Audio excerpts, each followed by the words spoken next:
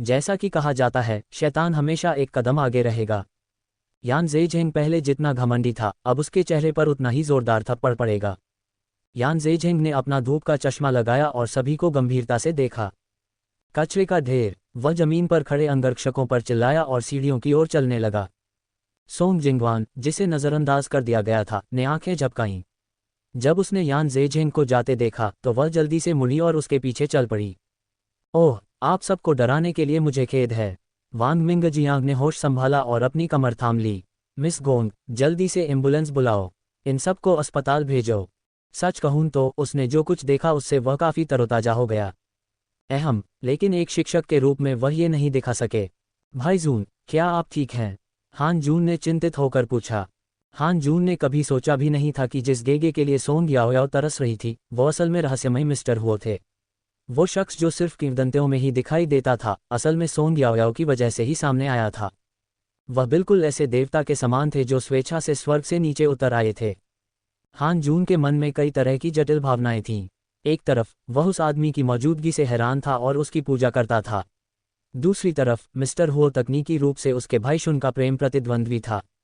मैं क्यों नहीं होऊंगा? शेनशुन ने अपनी जीभ अपने गाल के अंदर दबाए और दर्द से फुफकार उठा। उसने हताशा में अपने बाल खींचे। चलो चलें। वह सितारा अब नहीं रहा। वे अब भी यहाँ क्यों थे? हुओ युंके के शामिल हो जाने के बाद परिणाम अब महत्वपूर्ण नहीं रह गया। चाहे कुछ भी हो जाए, वे फंसने वाले नहीं थे।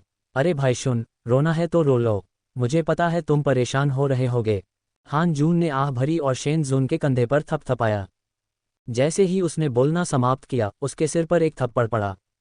आओ। शेनशुन की शत्रुतापूर्ण निगाहें उस पर पड़ीं और उसने व्यंग्य किया।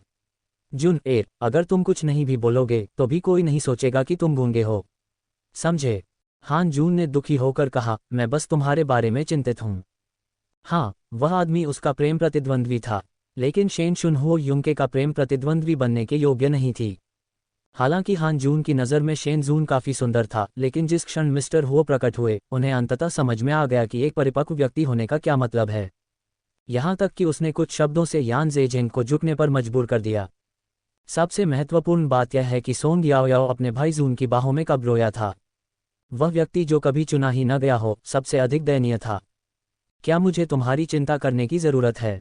चले जाओ, मेरा रास्ता मत रोको। मैं ठीक हूँ। उसने अपना पैर उठाया और हान जून को लात मारने की धमकी दी। जैसे ही लड़का उछलकर दूर गया, उसके पैर मुड़ गए और वह तेजी से दूर चला गया।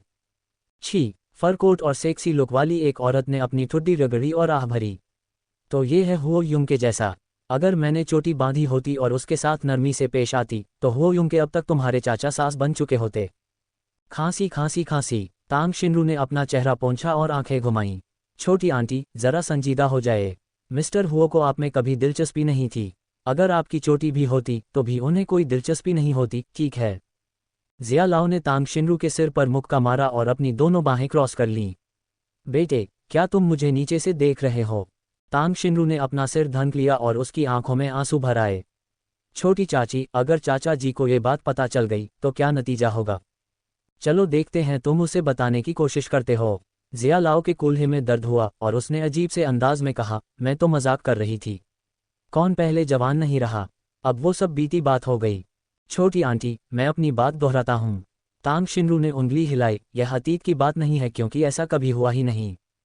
उसने सुना था कि जब उसकी चाची युवा थी, लगभग 18-19 वर्ष की, तो उन्हें किसी व्यक्ति पर बहुत अधिक क्रश था, जिससे वह केवल एक बार ही मिली थी। अगर उसे ठीक से याद है तो उसका उपनाम हुआ था। अब जब उसने इसके बारे में सोचा तो सबसे अधिक संभावना थी कि यह सोंग याओयाओ का गेगे था। छोटे बदमाश। जिया लाओ ने जीभ चटकाए। मैंने तुम पर यूं ही प्यार किया है। उसने अपना कोट ठीक किया। तुम्हारे चाचा बाहर इंतजार कर रहे हैं। मैं जा रही हूँ, अलविदा। बोलने के बाद वह अपनी ऊंची एड़ी के जूते पहनकर बाहर चली गई। तांग शिनरू हंसी और मुंह में पानी भर लिया। थोड़ा ध्यान रखना, छोटी आंटी। मेरी तरफ से अंकल को नमस्ते कहना। जिया लाओ ने उसकी बात अनसुनी कर दी। तांग शिनरू की ओर पीट करके उसने लापरवाही से हाथ हिलाया। उत्साह समाप्त होने के बाद माहौल थोड़ा खाली सा लग रहा था। तांग शिनरू ने इधर उधर देखा और सिर खुजाते हुए बोली, अरे, शेन जुन कब चली गई? उसने उसे बताया भी नहीं। कैसे अशिष्ट हैं। फिरान, तुम्हारे चेहरे में क्या गड़बड़ है? एन जुन ने अपने बेटे की ओर चिंतित दृष्टि से देखते हुए अपनी भौहें सिकोड़ लीं। ये बेटा छोटी उम्र से ही अपनी माँ के साथ विदेश में रह रहा था और अंजून को कभी दूसरी पत्नी ढूंढने का मोह नहीं हुआ। इसलिए अनफेरन उनका इकलौता बेटा और उनका एकमात्र गौरव था। पिताजी, मैं ठीक हूँ। एनफेन ने अपना सिर खुजलाया और मुस्कुराया। उसकी आंखें चमक उठीं। जिन्होंने मुझे मारा उन्हें सजा मिल चुकी है। देखो, उनकी हालत तो और भी बदतर थी। एनजून ने उस दिशा में देखा जिस ओर उसका बेटा इशारा कर रहा था और अपनी हंसी रोकते हुए खांसने लगा। बच्चों को काफी दयनीय रूप से मारा गया। इसके अलावा वे आंसुओं और नाक के पानी से सने हुए थे और वे स्तब्ध दिख रहे थे। उनकी तुलना में उनके बेटे की हालत काफी बेहतर थी। हालांकि किसी भी प्रकार की चोट, यहाँ तक कि एक छोटी सी खरोंच भी एनजून के लिए बहुत बड़ी बात थी। फिरान, तुम्हारी मदद किसने की? हमें उनका शुक्रिया अदा करना चाहिए। वैसे तुम्हें पता है उन्हें क्या पसंद है? मैं तुम्हारे लिए एक धन्यवाद उपहार तैयार करती हूँ। हम धन्यवाद उपहार? एनफेरान शर्मा गया और ध्यान से सोचने लगा। आखिरकार उसने एक शब्द में जवाब दिया, पैसा। तुमने क्या कहा? अंजून को लगा कि वह कुछ सुन रहा है। पैसा? एनफेन ने अपनी आवाज़ तेज कर दी। उसे पैसा पसंद है। जब उसने यान रुओयांग से पैसे मांगे तो उसके चेहरे पर जो जुनून था, उसे सोचकर उसने अनुमान लगाया कि उसे पैसा पसंद होगा। ओह, मुझे ये पसंद है। अंजून हंसा। वैसे क्या वह यहाँ है? मैं उसे व्यक्तिगत रूप से धन्यवाद देना चाहता हूँ। हर किसी को पैसा पसंद था, लेकिन इसके बारे में इतना स्पष्ट होना अंजून के लिए ताजगी भरा अनुभव था। वह बस अभी गई है। एनफेन ने पलकें झपकाईं। क्या आपने उसे नहीं देखा पिताजी? कौन सा? वही जो मिस्टर हुओ ले गए थे। प्रश्नोत्तर के आदान प्रदान के बाद पिता पुत्र चुप हो गए। इस बीच शेष लोगों ने गुप्त रूप से अंजून का विश्लेषण किया और डर महसूस करना शुरू कर दिया। रुको, यह आदमी थोड़ा जाना पहचाना क्यों लग रहा था? यद्यपि वह गरीब दिख रहा था, लेकिन वह कुछ एक अंतर्राष्ट्रीय निगम के सीईओ जैसा दिख रहा था। एनजून को यह नहीं पता था कि ये अन्य लोग क्या सोच रहे थे। नहीं, उसे लगा कि उसका दिखना बिल्कुल भी शर्मनाक था। लेकिन वह हैरान था। क्या तुम उस लड़की की बात कर रहे हो? उसने उसके चेहरे की तरफ नहीं देखा, उसने बस उसकी सिसकियों की आवाज़ सुनी। जैसा कि बाद में पता चला, उसे धमकाया नहीं गया था। दरअसल उसने अपने बेटे की मदद की थी। एनफेन ने सिर हिलाया और ज़मीन पर पड़े अंगरक्षकों की ओर इशारा करते हुए आंखें घुमाईं। ओह, उसने इन लोगों को भी मारा है ना? कमाल की, उसने प्रशंसा से कहा। एनजून, हाँ, अद्भुत, भयावह रूप से आश्चर्यजनक। तभी किसी ने आखिरकार उसे परखने और बातचीत शुरू करने का फैसला किया। हाय, क्या मैं पूछ सकता हूँ कि क्या आप मिस्टर एनजून हैं? अंजून ने आश्चर्य से पूछा, अपने बेटे को बाहों में भरते हुए और अपना सिर घुमाते हुए। उस अनजान चेहरे को घूरते हुए उसने सिर हिलाया। हाय, तुम? ये सचमुच वह था। शुरुआती हैरानी के बाद सबकी जीभ चटकाने लगी। आज कौन सा दिन था? बिग बॉस का मिलन समारोह। ओह, प्रेसिडेंट एन, आप कैसे हैं? मेरा नाम ली कियान है। मैं ग्रीन स्टार रेनोवेशंस का बॉस हूँ। हमें कई मौक़ों पर एन कॉर्पोरेशन के साथ काम करने का सौभाग्य मिला है। उस आदमी ने जल्दी से अपना बिजनेस कार्ड निकाला और दोनों हाथों से उसे आगे बढ़ाया। अच्छा, ऐसा है। एनजून की मुस्कान और गहरी हो गई जब उसने दोनों हाथों से कार्ड स्वीकार किया और सम्मान का भाव दिखाया। माफ़ करना, मैं निर्माण स्थल से जल्दी आ गया था, इसलिए अपना बिजनेस कार्ड नहीं लाया। वाह, हम सब ने आपके बारे में पहले भी सुना है। राष्ट्रपति एन, नमस्ते, मेरा उपनाम हान है। मैं। नमस्ते राष्ट्रपति एन, मैं हूँ। उनका स्वागत करने के लिए लोगों की भीड़ उमड़ पड़ी। अंततः अनफेरन और अंजून भीड़ में समा गए। डेन क्यू के पिता और लियू पेन की मां ने डर से एक दूसरे को देखा। वे चुप हो गए और अपने बेटों को इशारा किया कि वे चले जाएं, जबकि कोई उन्हें देख नहीं रहा था। जैसे ही वे नीचे पहुंचे, लियू पेन चिल्लाया, मां, एनफेन के पिता क्या करते हैं? क्या वह सिर्फ ईंटें ढोने वाले एक गरीब निर्माण मजदूर नहीं हैं? सब लोग उनकी चापलूसी क्यों कर रहे हैं? जैसे ही उसकी आवाज़ गिरी, मदर लियू अपने दांत पीसकर उसके चेहरे पर एक थप्पड़ मारने से खुद को नहीं रोक सकी। ईंटें हिलाओ। अगर कोई ईंटें हिलाकर उसकी तरह अंजाम दे सकता तो मैं भी ऐसा ही करता। साले, तूने अपने बाप और मुझे मुसीबत में डाल दिया। अगर मुझे पता होता कि ऐसा होगा तो पैदा होते ही गला घोंटकर मार डालता। तू तो बस लोगों को धमकाता है। सबसे बुरी बात तो यह है कि तुझे पता है कि किसे चुनना है। उसने सॉन्ग याओयाओ को धमकाया और मिस्टर हुओ को आकर्षित किया। उन्होंने एनफेरान को धमकाया और राष्ट्रपति एन को आकर्षित किया। पूर्व की शक्ति को कम करके नहीं आंका जा सकता था, और बाद वाला देश की अमीर सूची में एक प्रसिद्ध नाम भी था। यदि उन्होंने एक साथ काम करने का फैसला किया तो लियूस की छोटी कंपनी के पास कोई मौका नहीं होगा। हो, माँ, तुमने मुझे थप्पड़ क्यों मारा? मैंने कुछ गलत नहीं कहा। लियू पेंग ने अपना चेहरा ढांक लिया और रो पड़ा। उसकी नज़र में अभिभावक बैठक में आया आदमी बिल्कुल भिखारी जैसा कपड़े पहने हुए था। रो रो, तुझे तो रोने की हिम्मत है, आज ही पीट पीट कर मार डालूं। लियू पेंग अभी अभी एक समूह की पिटाई से बचकर बाहर आया था और अब उसकी माँ उसे स्कूल में चारों ओर से दौड़ा रही थी। जैसे ही उसने माँ और बेटे को देखा, डेंग की ने अपना चेहरा ढक लिया और चुपचाप अपने पिता की ओर देखा, जिनके चेहरे पर कोई सुखद भाव नहीं था। उसके घुटने कमजोर पड़ गए और वह धड़ाम से जमीन पर गिर पड़ा। हो पिताजी, मैं गलत था, कम से कम उसे पता था कि वह गलत था। Dot dot dot. इस दौरान हुओ युंग के रोती हुई सोंग याओयाओ को स्कूल के गेट से बाहर ले गया। लड़की ने अपनी बाहें उसकी गर्दन में डाल रखी थीं और उसका सिर उसकी गर्दन में दबा हुआ था और वह सिसक रही थी। उसकी आवाज़ धीमी थी, गेगे, तुम वहाँ बहुत अच्छे लग रहे थे। हुओ युंग के रुक गया और उसकी आंखों में खुशी दिखाई दी। उसके लिए एक ही समय में रोना और उसकी चापलूसी करना कठिन रहा होगा। सोंग याओयाओ, क्या तुम जानती हो कि मैं क्या चाहता हूँ? एक स्पष्टीकरण। यदि उसने वहां जाते समय शोध नहीं किया होता तो वह कभी कल्पना भी नहीं कर पाता कि जो छोटी लड़की उसके सामने प्यारी लग रही थी, वह वास्तव में स्कूल में इतनी सख्त थी। उसने अपनी पूरी क्लास को किसी को पीटने के लिए उकसाया था। उसने सचमुच ऐसा किया था। अरे दूसरे मास्टर हुओ, क्या आज सूरज पश्चिम से उग रहा है? आप सचमुच यहाँ हैं? गेगे, सोंग याओयाओ ने अपना सिर उस आदमी की गर्दन में गड़ा दिया और उससे रगड़ने लगी। जाहिर है वह कुछ भी बताना नहीं चाहती थी। जैसे ही वह उससे चिपकी, उसने एक शरारती आवाज सुनी। दूसरा मास्टर हुओ, गेगे, क्या वह तुम्हें बुला रहा है? हाँ, हुओ युंके ने लड़की को गोद में उठा लिया। इस ठंडे दिन में वह आदमी गुलाबी शर्ट पहने हुए अपनी लाल स्पोर्ट्स कार के सहारे टिका हुआ था और हवा को अपने बालों में बहने दे रहा था। नमस्ते। म्यू जिंग ने अपनी भौहें ऊपर उठाईं और उसकी नज़र सीधे हुओ युंके की बाहों में लिपटी लड़की पर पड़ी। वह लड़की उस आदमी की बाहों में लिपटी हुई थी और वह नाजुक और दुबली पतली थी। जब वह कुछ बोलती या हिलती नहीं थी तो वह एक विशाल मानव आकार की गुड़िया जैसी लगती थी। दूसरे मास्टर हुओ, क्या ये सदियों पुराना सागोपाम आखिरकार खिल गया है? लेकिन क्या ये लड़की बहुत छोटी नहीं है? छी, तुम राक्षस हो। क्या आपके पास बहुत खाली समय है? हुओ युंके ने उदास होकर कहा। नहीं, म्यूजिंग ने दूर किसी चीज की ओर हाथ हिलाते हुए कहा। मैं खास तौर पर अपनी पत्नी के साथ पेरेंट मीटिंग में आया था। ओह, लेकिन मैं तुम्हें ये क्यों बता रहा हूँ?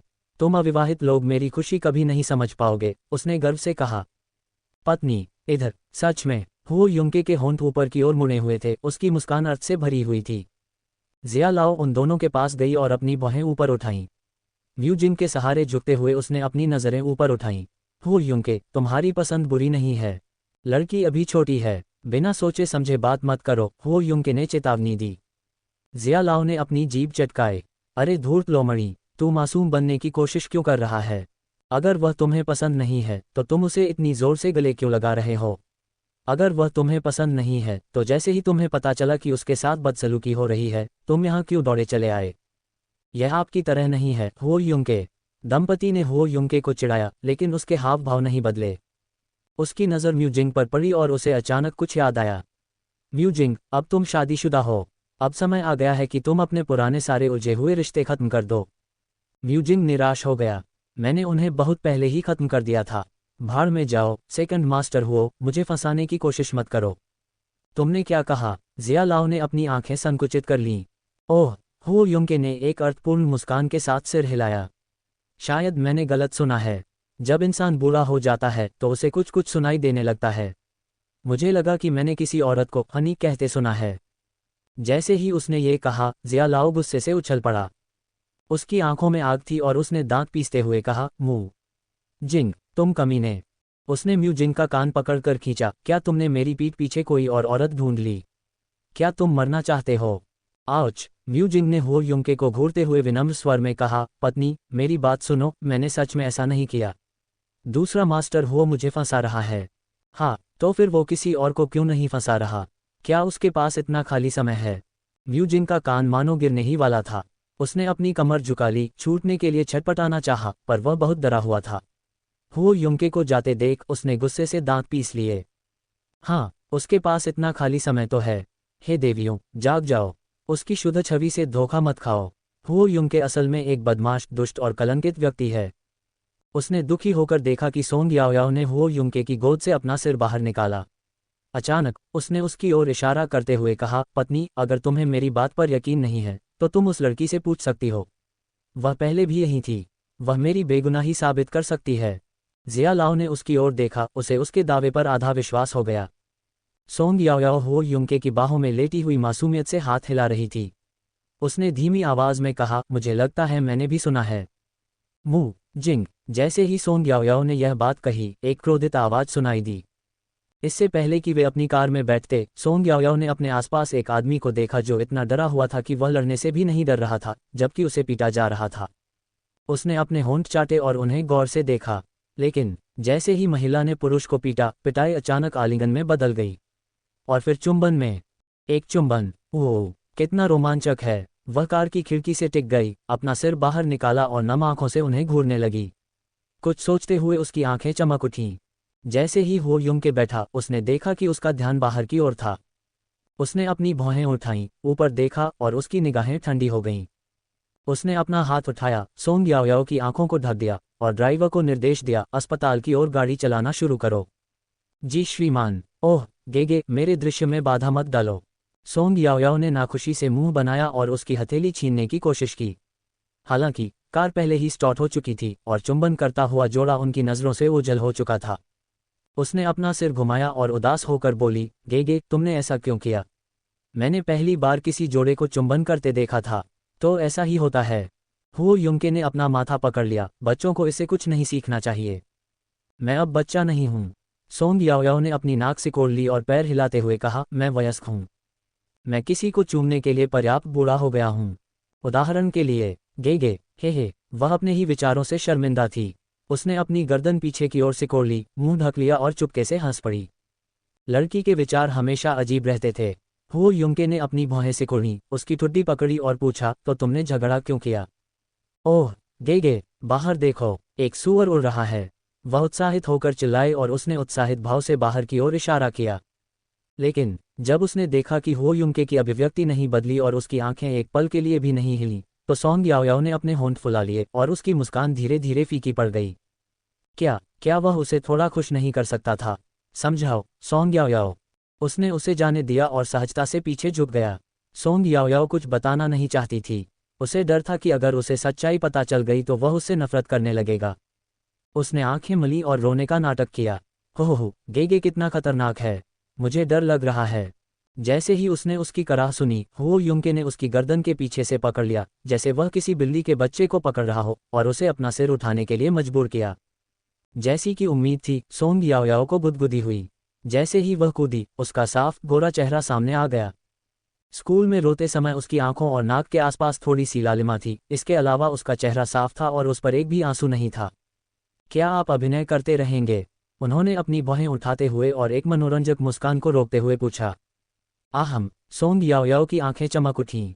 अचानक उसने अपना हाथ उस आदमी की आंखों के सामने रखा और दुखी होकर बोली, गेगे, मेरा हाथ दुख रहा है, क्या तुम इस पर फूंक मार सकते हो?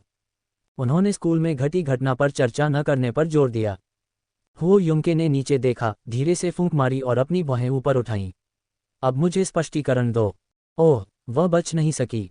कोई बहाना नहीं था। सोंग याओयाओ ने पलकें झपकाईं और कहा, क्या आप मुझ पर विश्वास करेंगे यदि मैं आपको बताऊं कि पहले मुझे धमकाया जा रहा था? हाँ, मैं ईमानदारी से कहूंगा, मैंने उसके सिर पर चोट मारी और अन्य 2 लड़कों को भी मेरी वजह से चोट लगी। उसने नाक सिकुड़ी और भौहें चढ़ाईं। मुझे पता है मैं गलत थी।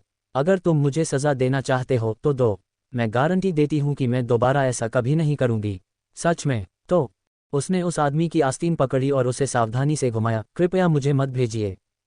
लड़की की आंखें लाल थीं और उसकी चोटी थोड़ी ढीली और बिखरी हुई थी। वह किसी आवारा बिल्ली जैसी लग रही थी जिसने लड़ाई तो जीत ली हो, पर अभी भी लौटने के लिए कोई घर नहीं बचा हो। जब हो युंके ने कोई आवाज नहीं निकाली, तो उसने अपने होंठ फुला लिए और रोने के लिए तैयार हो गई। इससे पहले कि वह अपना मुंह खोल पाती, एक बड़े हाथ ने उसके सिर को ढक लिया और उसे रगड़ने लगा। उसके कान के पास एक आह की आवाज आई, मैंने कब कहा कि मैं तुम्हें दूर भेज रहा हूं? सोंग याओयाओ की आंखें चमक उठी जब उसने अपना गुलाबी चेहरा ऊपर उठाया। सच में, तुम मुझे दूर नहीं भेजोगे? नहीं, हो युंके ने सिर हिलाया, क्योंकि लड़की की जीवंत अभिव्यक्ति उसकी आंखों में प्रतिबिंबित हुई। उसके होठों पर हल्की सी मुस्कान आ गई और उसने गंभीरता से कहा, लेकिन मुझे अभी भी तुम्हें सजा देनी है। इससे पहले कि सोंग याओयाओ बहुत देर तक खुश रहती, उसे अचानक बुरी खबर मिली। उदास भाव से उसने अपना सुंदर हाथ आगे बढ़ाया और हथेली ऊपर की ओर कर दी। तो फिर मुझे मारो, गेगे, बशर्ते तुम मुझे भगा न दो। दर्द के डर से उसने अपनी आंखें कसकर बंद कर लीं। उसकी नम पलकें कांप रही थीं और वह बेवजह दयनीय लग रही थी। लेकिन उसने काफ़ी देर तक इंतजार किया और कुछ नहीं हुआ। सोंग याओयाओ ने झांकने के लिए अपनी आंखें थोड़ी सी खोलीं। उसने देखा कि वह आदमी उसके लाल सूजे हुए हाथ पर थपथपा रहा था और आज्ञाकारी स्वर में कह रहा था, तुम लड़ सकती हो, लेकिन इस प्रक्रिया में तुम्हें चोट नहीं लगनी चाहिए, वरना। उसने धमकी भरे अंदाज में अपनी भौहें उठाईं। लेकिन सोंग याओयाओ की आंखें पहले से ही चमक रही थीं। वह खुशी से चिल्लाई और हुओ युंके की बाहों में कूद पड़ी। उसकी आवाज़ धीमी और मीठी थी। मुझे पता था कि तुम मुझ पर सबसे ज्यादा प्यार करते हो। ध्यान से। जैसे ही वह खड़ी हुई, हुओ युंके ने अपनी भौहें सिकुड़ी और अपने हाथ से उसके सिर के ऊपरी हिस्से को बचाया, जब तक कि उसकी छाती पर कोई धमाका नहीं हुआ। वह खांसते हुए उदास स्वर में बोला, सोंग याओयाओ, अब वजन कम करने का समय आ गया है। सोंग याओयाओ ने अपने होंठ फुलाए और उसकी बाहों में प्यार से कहा, अगर मैं मोटी हो जाऊं तो क्या तुम मुझे फिर कभी नहीं चाहोगे? नहीं। लड़की संवेदनशील थी, इसलिए हुओ युंके ने उसे तंग नहीं किया।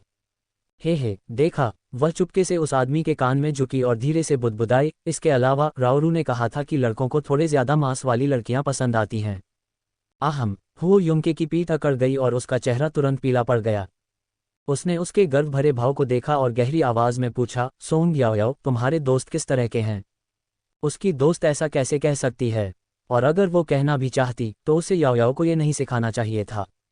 क्या वो सही नहीं है? सोंग याओयाओ ने अपना सिर खुजाया और शर्माते हुए कहा। रूरू ने गंभीरता से मुझे ये बताते हुए अपना एक हाथ अपनी छाती पर रखा हुआ था। उसकी छोटी चाची ने उसे ये सिखाया था। हुओ युंके का सिर दुखने लगा। उसकी छोटी चाची कौन है? मुझे लगता है वो एक सेलिब्रिटी है, एक बेहतरीन अदाकारा।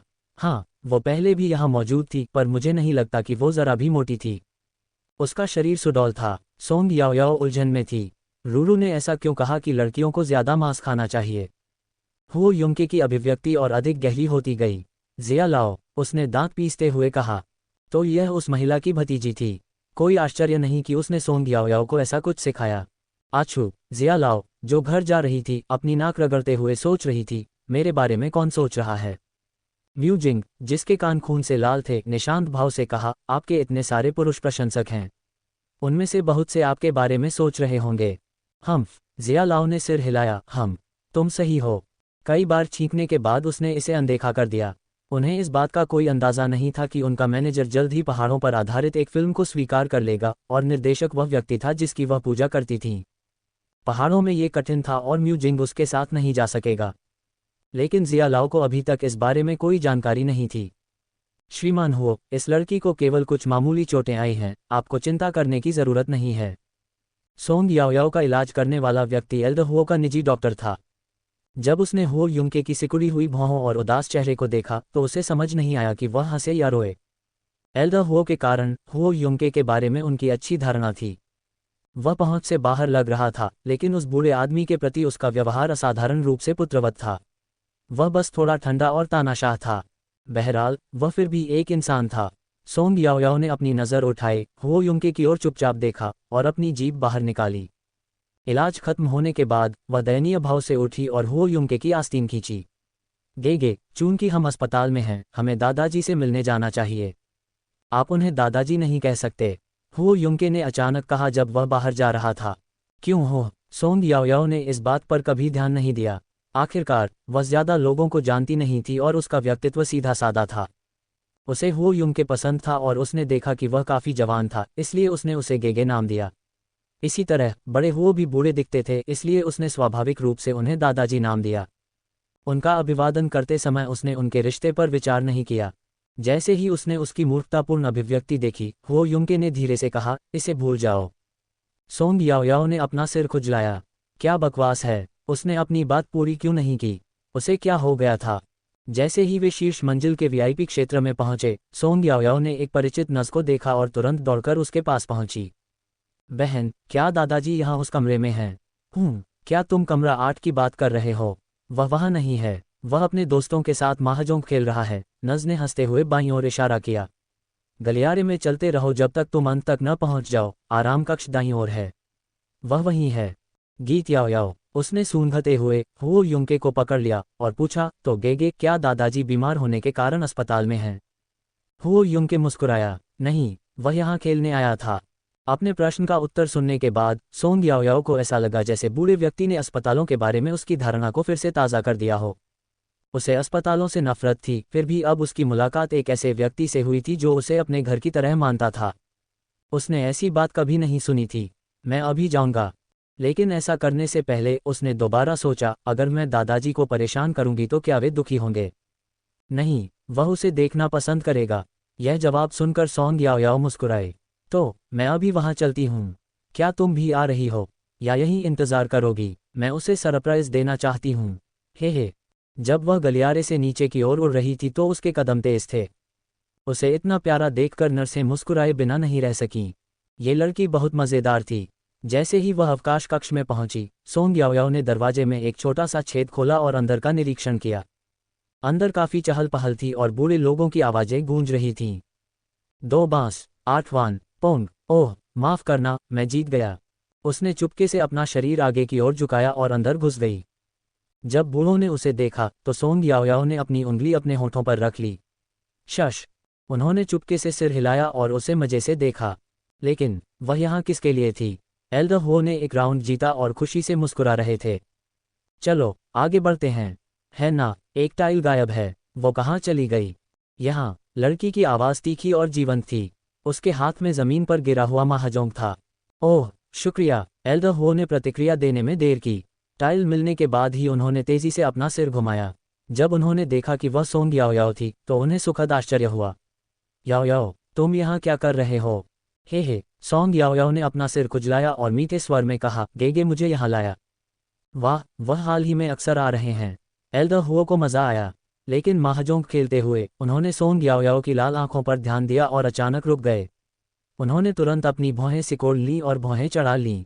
याओयाओ, क्या हुआ? युंके ने तुम्हें धमकाया? हो। सोंग याओयाओ एक पल के लिए स्तब्ध रह गई, फिर उसने हाथ हिलाकर कहा, डर कर कि कहीं उसके गेगे को गलत न समझ लिया जाए। नहीं नहीं, गेगे ने मुझे धमकाया नहीं। हालांकि जैसे ही उसने अपने हाथ ऊपर उठाए, एल्डर हुओ चौंक गईं। उनके हाथ के पिछले हिस्से पर मरहम की एक परत के अलावा वह रोटी की तरह सूजा हुआ था। एल्डर हुओ गुस्से से उठ खड़े हुए। उन्होंने सोंग याओयाओ को पकड़ लिया और पूछा, वह बदमाश क्या कर रहा है? तुम्हारा हाथ क्यों सूजा हुआ है? वह 20 साल का हो चुका है, फिर भी एक जवान औरत का ख्याल भी नहीं रख सकता। बाहर आराम करने वाले कमरे में वह आदमी शांति से एक पत्रिका पलट रहा था। उसकी नज़रें झुकी हुई थीं और उसका स्वभाव बहुत ही नेक और संयमित था। अचानक एक जोरदार गर्जना हुई। हुओ युंके। आदमी ने अपना सिर नहीं उठाया, बल्कि भौहें सिकोड़ लीं। इस बार क्या हुआ? उसकी आवाज़ में बेबसी का भाव था। तुम्हारी हिम्मत कैसे हुई पूछने की? एल्डर हो ने सोंग याओयाओ की ओर इशारा किया। उसे क्या हुआ? हो, तुम उसकी ठीक से देखभाल भी नहीं कर सकते जबकि वह तुम्हें गेगे कहती है। हुओ युंके उलझन में था। जब उसकी नज़र सोंग याओयाओ पर पड़ी तभी उसे एहसास हुआ कि क्या हो रहा है। वह हंसा। सोंग याओयाओ, उसे बताओ कि तुम्हारी चोट कहाँ से आई है। कुआं। सोंग याओयाओ ने शर्मिंदगी से अपना सिर नीचे कर लिया, उसके गाल लाल हो गए। उसने अपने हाथ आपस में जोड़े और बुदबुदाया, दादाजी, मेरा हाथ सूज गया है क्योंकि मैंने किसी को मारा है। इसका वास्तव में उसके गेगे से कोई लेना देना नहीं था। एल्डर हुओ और उनके महाजोंग दोस्त जो शो देखने के लिए बाहर आए थे तुरंत हंस पड़े। युवती, अगर तुम्हें कोई बहाना ढूंढना है तो तुम्हें कुछ ज्यादा विश्वसनीय बहाना ढूंढना चाहिए। ये तो बिल्कुल भी विश्वसनीय नहीं लग रहा। हा, बूढ़ी हो, तुम्हारे बेटे को ये लड़की कहाँ से मिली? ये तो एक खजाना है। वह तो उसके प्रति काफी सुरक्षात्मक भी है। सोंग याओयाओ अपनी बादाम जैसी आंखों से उन्हें घूरते हुए शर्मा गई। उसने अपनी छाती ऊपर उठाए और गर्व से कहा, जरूर मुझे अपने गेगे की रक्षा करनी चाहिए। आहम। हुओ युंके ने अपनी हंसी रोक ली और अपनी मुट्ठी होठों पर रखकर गला साफ किया। एल्डर हुओ को सोंग याओयाओ के स्पष्टीकरण पर पहले तो विश्वास नहीं हुआ, इसलिए जब उन्होंने अपने बेटे को हंसते देखा तो वे तुरंत क्रोधित हो गए। उसे सोंग याओयाओ बहुत पसंद है। उसका व्यक्तित्व अच्छा था और वह बहुत पसंद करने लायक थी। उस समय जब उसने अपने बेटे को देखा तो उसे देखने में वह विशेष रूप से अप्रिय लगा। तुम्हारी इतनी हिम्मत कैसे हुई कि तुम हंस सको? एल्डर हुओ ने उसे घूर कर देखा। मैं सच सुनना चाहता हूँ। मेरे साथ अपने माताहतों जैसा व्यवहार मत करो। यह मत भूलना कि मैं तुम्हारा पिता हूँ।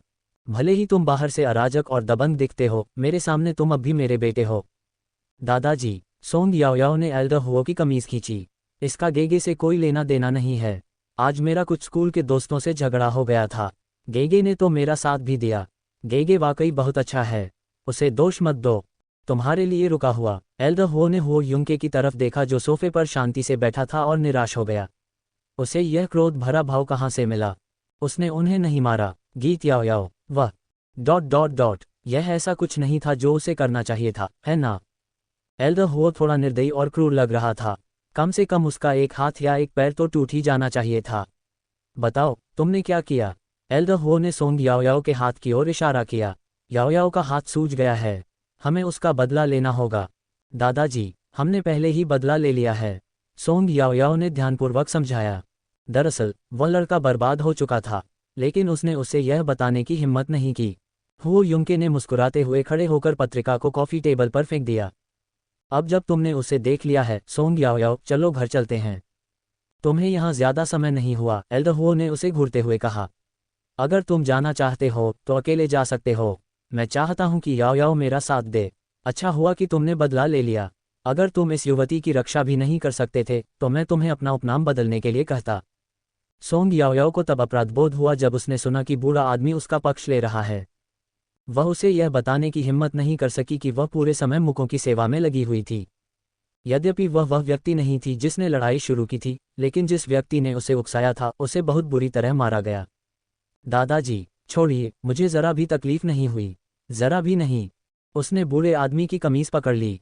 वैसे अभी तो तुम महजोंग नहीं खेल रहे थे, क्या तुम खेलना जारी रखना चाहोगे? बहुत मजा आया था। एल्डर हो का मूड तुरंत बदल गया। उनकी आंखें खुशी से घूम गईं। क्या तुम्हें महजोंग में दिलचस्पी है? चलो मैं तुम्हें सिखाता हूँ। सोंग याओ याओ ने राहत की सांस ली और अपनी जीभ बाहर निकालकर उसके पीछे चली गई। उसके पुराने दोस्तों को समझ नहीं आ रहा था कि हंसें या रोएं, क्योंकि उन्होंने देखा कि कैसे उसने उस लड़की की रक्षा की जो वास्तव में गलत थी। जब वो छोटा था तो लोग उसके पैर की एक धमक से डर जाते थे। अब जब वो बूढ़ा हो गया है तो वो बच्चों जैसा व्यवहार क्यों करता है? उसने तो गलती करने वाले को भी बिगाड़ दिया। गे, मैं बाद में बाहर आकर तुम्हें ढूंढूंगा, मेरा इंतजार करना। सोंग याओ याओ ने थोड़ा घूमकर हो युंके की ओर हाथ हिलाया। कुछ ही देर बाद अवकाश कक्ष में फिर से चहल पहल हो गई। सोंग याओ याओ को तुरंत ही इस खेल की लत लग गई। उसने पहले कभी ऐसा कुछ नहीं देखा था और उसकी याददाश्त इतनी तेज थी कि वह टाइलें गिन सकती थी। ये सोचकर वह खुद को रोक नहीं पाए। एक नज़र में ही वह मोटे तौर पर अनुमान लगा लेती थी कि टाइलें कहाँ स्थित हैं और उसे वे अच्छी तरह याद भी थीं। परिणामस्वरूप निम्नलिखित दृश्य घटित हुआ। 4 बूढ़े मेज के चारों ओर जोश से खेल रहे थे और लड़की के गाल उत्साह से लाल हो रहे थे। वह एल्डर हो के बगल में बैठी अपना सिर बाहर निकाल रही थी और बीच बीच में उन्हें पुकार रही थी, दादाजी, इसे फेंकिए, अगली टाइल जरूर वही होगी जिसकी आपको तलाश है। दादाजी, इसे मत फेंकिए। वाह, तुम फिर जीत गए। दोपहर तक सोंग याओ याओ के शामिल होने के बाद अन्य 3 लोग एक बार भी नहीं जीत पाए। बुजुर्ग हो मुस्कुराना बंद नहीं कर सके।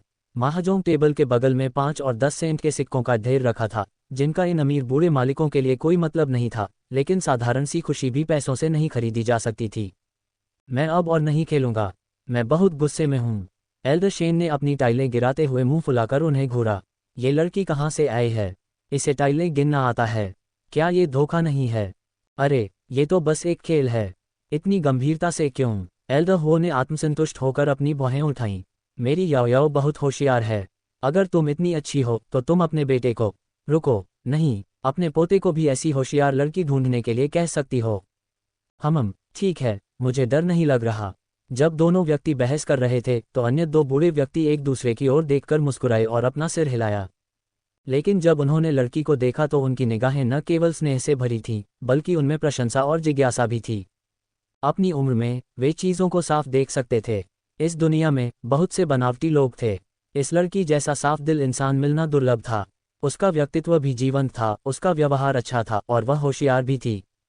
जैसे जैसे वे उसकी ओर देखते गए, उनकी दिलचस्पी बढ़ती गई। उन्होंने उस गुंडे को बड़ा होते देखा था। छोटी उम्र से ही वह एक चिड़चिड़े बूढ़े की तरह था जो मुश्किल से मुस्कुराता था। वह इतना भाग्यशाली कैसे था? उसे इतनी प्यारी पत्नी कैसे मिली? उसी समय दरवाजे पर दस्तक हुई।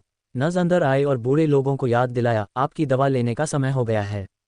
ये सुनते ही एल्डर हो ने अपनी भौहें सिकोड़ लीं। अन्य लोगों ने भी ऐसा ही किया। कैसी दवा? मैं बीमार नहीं हूँ। अगर ये बूढ़े बदमाश यहाँ न होते तो मैं इस अस्पताल में न रहता। मैं भी ओल्ड शेन का साथ देने के लिए यहाँ हूँ। हाँ, मुझे भी। सोंग याओ याओ ने पलकें झपकाईं और उत्सुकता से पूछा, दादाजी, क्या आप दवा लेने से डरते हैं? आहम, उसने एक ही वाक्य में उसे पकड़ लिया। लोग अक्सर बूढ़े बच्चे शब्द का इस्तेमाल करते थे। इन बूढ़े बच्चों को आमतौर पर दवा लेने के लिए बहलाया फुसलाया जाता था, लेकिन किसी ने कभी उनके सामने सच्चाई नहीं रखी। नज आश्चर्यचकित रह गई जब उसकी नज़र सोंग याओयाओ पर पड़ी। डर किसका है? दवा तो बेकार है, मैं इसे सालों से ले रहा हूं और अब भी वैसा ही हूं। मुझे लगता है कि अगर मैं इसे न लूं तो मैं ज़्यादा दिन जी सकता हूं। एल्डर शेन को मज़ा आया। हमारी उम्र में तो हम सब कुछ देख ही चुके हैं। जैसे ही उन्होंने ये कहा, धीरे धीरे वातावरण में उदासी छा गई। सोंग याओयाओ ने अपने होंठ भींच लिए और कुछ नहीं कहा। ये देखकर एल्डर हुओ ने उसके सिर पर थपथपाया और एल्डर शेन को घूरते हुए कहा, तुम्हें क्या हो गया है? क्या तुम एक बच्ची के सामने ऐसी निराशाजनक बातें नहीं कह सकती? इससे वह दुखी हो जाएगी। सोंग याओयाओ ने अपने होंठ चाटे और अचानक कहा, बहन, क्या मैं देख सकती हूँ कि वे कौन सी दवा ले रहे हैं? एल्डर हुओ बिल्कुल स्वस्थ थे। चारों बूढ़ों में से एल्डर शेन की हालत सबसे ज्यादा खराब थी। सोंग याओयाओ ने उनकी नब्ज तो नहीं देखी, लेकिन उनके नीले होंठों और महाजोंग खेलते समय बीच बीच में खांसने के अंदाज को देखकर वह मोटे तौर पर अंदाजा लगा सकती थी कि उन्हें यूरेमिया है। यूरेमिया एक स्वतंत्र रोग नहीं था, बल्कि विभिन्न उन्नत किडनी रोगों में पाया जाने वाला एक नैदानिक सिंड्रोम था। जैसे जैसे यह आगे के चरणों में पहुंचा, यह अधिक दर्दनाक होता गया। हेमोडायलिसिस, पेरिटोनियल डायलिसिस और किडनी ट्रांसप्लांटेशन, यही 3 विकल्प थे। लेकिन एल्डर शेन की उम्र में किडनी ट्रांसप्लांट कराना बहुत जोखिम भरा था। इसके अलावा सोंग याओयाओ को इस बात की जानकारी नहीं थी कि क्या उसने पहले भी ऐसा किया था। यदि वह पहले ही ऐसा कर चुका था और उसकी हालत अभी भी बिगड़ रही थी, तो इससे निपटना कठिन स्थिति थी। नज ने दिलचस्पी से पूछा, क्या आप चिकित्सा की पढ़ाई कर रहे हैं? सोंग याओयाओ ने सिर हिलाया और साथ ही सहमति में कहा, मुझे थोड़ा बहुत पता है, लेकिन मैंने पारंपरिक चीनी चिकित्सा का अध्ययन किया है। पारंपरिक चीनी चिकित्सा? नस की आंखें चमक उठीं। तो फिर मुझे लगता है कि अगर मैं तुम्हें दवा भी दे दूं, तो तुम उसके इस्तेमाल का अंदाज़ा नहीं लगा पाओगे। आखिरकार पश्चिमी चिकित्सा और पारंपरिक चीनी चिकित्सा अलग अलग हैं। उसने अपनी मुस्कुराहट बनाए रखने की कोशिश की ताकि उसकी अवमानना की भावना प्रकट न हो। वह कौन सा साल था? कोई अब भी पारंपरिक चीनी चिकित्सा के बारे में कैसे बात कर सकता है? अगर वो चाहे तो उसे देख लेने दो। ये सब बेकार की बातें करने का क्या मतलब है? एल्डर हुओ ने अधीरता से उसकी ओर देखा। क्या तुम पारंपरिक चीनी चिकित्सा को तुच्छ समझती हो? सोंग याओयाओ के दादा एक पारंपरिक चीनी चिकित्सा चिकित्सक थे, लेकिन वह जानती थी कि दुनिया में पूर्वाग्रह हैं और कई लोगों को इसके लिए तैयार होना मुश्किल लगता है। ज्यादातर लोग बीमार पड़ने पर अस्पताल जाते थे, बहुत कम लोग पारंपरिक चीनी चिकित्सा चिकित्सक के पास जाते थे। हालांकि उसके दादाजी ने अपना पूरा जीवन पारंपरिक चीनी चिकित्सा के प्रति अपने जुनून को समर्पित कर दिया था, और बहुत से लोग इसके लिए उनका सम्मान करते थे। इसलिए जब उसने उस महिला की आवाज़ में तिरस्कार भरा भाव सुना, तो वह उस बूढ़े व्यक्ति के पास बैठ गई और कुछ नहीं बोली। हालांकि वह थोड़ी परेशान थी। उसके दादाजी हमेशा कहते थे कि कोई व्यक्ति दूसरे के पूर्वाग्रहों को नहीं बदल सकता, लेकिन वह खुद को बदल सकता है। जब तक उसके पास विवेक था, तब तक यही सब मायने रखता था। नहीं, ऐसी बात नहीं है। नस को उम्मीद नहीं थी कि एल्डर हुओ उस लड़की की इतनी रक्षा करेंगे। उसने बस थोड़ी सी अवमानना दिखाई थी और एल्डर हुओ ने उसे तुरंत भांप लिया। उसने सोंग याओयाओ की तरफ गिड़गिड़ाती नज़रों से देखा, उम्मीद थी कि वो उसके लिए आवाज़ उठाएगी। लेकिन उसकी नज़रें कुछ सेकंड के लिए सोंग याओयाओ से मिलीं, फिर लड़की ने उदासीनता से कहा, दादाजी, मैं अब दवा नहीं देख रही हूँ। क्यों? क्या तुम परेशान हो? एल्डर हुओ ने उसके सिर पर थपथपाया। तो फिर इसे मत देखो। आखिर इसमें इतना अच्छा क्या है? इतना समय हो गया है और यह अभी तक। वह रुका, एल्डर शेन की ओर देखा और अपना सिर हिलाया। उसके पुराने दोस्त की हालत दिन ब दिन बिगड़ती जा रही थी। उसे देखकर दिल टूटा हुआ महसूस करना मुश्किल था। हालांकि जिंदगी अप्रत्याशित थी। ये सच था, वे बूढ़े हो रहे थे और एक दिन उन्हें जाना ही था। ये तो बस समय की बात थी। क्या दादाजी शेन ने पारंपरिक चीनी चिकित्सा पर विचार नहीं किया है? सोंग याओयाओ ने उत्सुकता से अपना सिर झुकाया और पलकें झपकाईं। एल्डर शेन को इस बात पर गुस्सा नहीं आया। क्या आप जानते हैं कि मुझे क्या बीमारी है? अगर मैं सही हूं तो ये किडनी फेलियोर है। सोंग याओयाओ ने अपने होठों पर थपथपाते हुए और कुछ देर सोचते हुए निष्कर्ष निकाला। मैंने इस बीमारी के बारे में किताबों में पढ़ा है। इसका इलाज नामुमकिन नहीं है। दादाजी शेन, क्या आपने पहले कभी किडनी ट्रांसप्लांट करवाया है?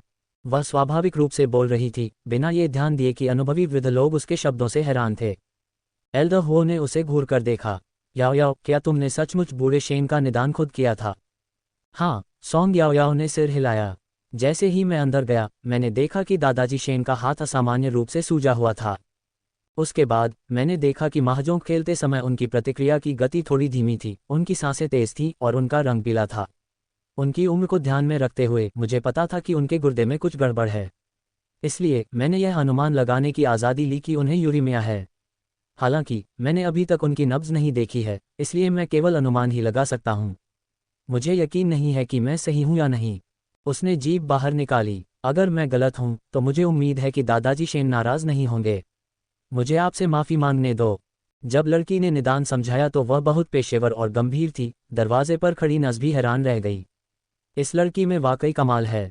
पारंपरिक चीनी चिकित्सा में निदान के 4 तरीके हैं: देखना, सुनना, प्रश्न पूछना और रोगी की नब्ज टटोलना। फिर भी उसने बस उस व्यक्ति के लक्षणों को देखा और लगभग पूरा निदान सही कर लिया। क्या पारंपरिक चीनी चिकित्सा वास्तव में इतनी अद्भुत थी? ये हुआ देश का सबसे अच्छा अस्पताल था। अगर अस्पताल उन्हें ठीक नहीं कर सका तो क्या ये लड़की सचमुच ऐसा कर सकती थी? दोनों पुरुषों ने एक दूसरे की ओर देखा और दूसरे व्यक्ति की आंखों में आश्चर्य देखा। एल्डर हुओ अपनी खुशी छिपा नहीं पाए। उन्होंने याओयाओ को अपने पास खींचा और विस्तार से पूछा, बेटे बताओ, क्या तुम्हारे दादा शेन ठीक हो सकते हैं? दरअसल बूढ़े लोग अस्पताल में इसलिए रुकना चाहते थे क्योंकि वे एल्डर शेन का साथ देना चाहते थे। वे नहीं चाहते थे कि वह अकेले रहें। वे उनका साथ देंगे ताकि वह अकेले दुनिया छोड़कर न जाएं। इस समय तक एल्डर शेन लगभग हार मान चुके थे। वे दवा लेने को तैयार थे लेकिन कोई भी प्रक्रिया करवाने को तैयार नहीं थे। उन्होंने आईसीयू में रहने से भी इनकार कर दिया। उन्होंने अपने सूजे हुए हाथ को देखा और उस जगह थपथपाया जहां उनके गुर्दे थे। ये मेरे दूसरे सेट हो चुके हैं। डॉक्टर ने कहा है कि वे एक और सेट नहीं कर सकते। लगता है यही जिंदगी है। दूसरा सेट। सोंग याओयाओ ने अपनी भौहें सिकुड़ी खड़ी हुई और पास आकर बोली, दादाजी शेन, क्या मैं आपकी नब्ज देख सकती हूँ? एल्डर शेन ने तुरंत जवाब दिया, ठीक है। सबकी नज़र सोंग याओयाओ पर पड़ी। 2 मिनट बाद उसका इलाज हो सकता है।